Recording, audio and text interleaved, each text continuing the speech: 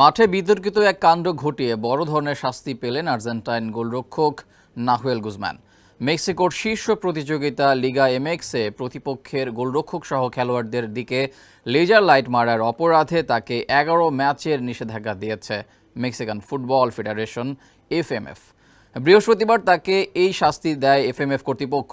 আর্জেন্টিনার 38 বছর বয়সী গোলরক্ষক নাহুয়েল গুজমান মেক্সিকোর শীর্ষ প্রতিযোগিতা লিগা এমএক্সে টাইগ্রেস ইউএএনএল ক্লাবের হয়ে খেলেন তিনি। তবে হাঁটুর চোটের কারণে গত শনিবার মন্ট্রিয়ালের বিপক্ষে স্কোয়াডে ছিলেন না তিনি।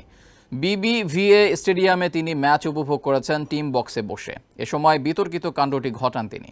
ওয়ালটন ফ্যানের অ্যারোডাইনামিক ব্লেড ঘরের কোনায় কোনায় ঠান্ডা বাতাস ছড়িয়ে হাওয়া বদলে নেয়। খেলার প্রথমার্ধে স্ট্যান্ড থেকে প্রতিপক্ষের গোলরক্ষক এস্তেবান আন্দ্রাদা সহ অন্যান্য খেলোয়াড়দের দিকে লেজার মারতে দেখা যায় তাকে। সে সময় অবশ্য স্ট্যান্ডে গিয়ে লেজারটি কেড়ে নেন Montreal sports president Jose Antonio Noriega. কিন্তু তার এই কাণ্ড মুহূর্তে সামাজিক যোগাযোগ মাধ্যমে ছড়িয়ে পড়ে। পরে অবশ্য ক্ষমাও চান তিনি। দুই দলের ম্যাচটি 3-3 গোলে ড্র হয়। তবে ক্ষমা চাইলেও শাস্তি থেকে রেহাই পাননি গুজমান।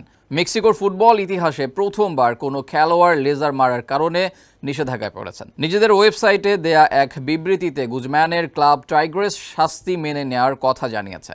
একই সঙ্গে এই ফুটবলারকে আরও সুশৃঙ্খল করার কথাও বলেছে তারা। 2014 থেকে 2017 সাল পর্যন্ত আর্জেন্টিনার হয়ে 6টি ম্যাচ খেলেছেন গুজমান। 2018 সালে রাশিয়া বিশ্বকাপের বিবেচনাতেও ছিলেন তিনি, যদিও শেষ পর্যন্ত জায়গা হয়নি তার।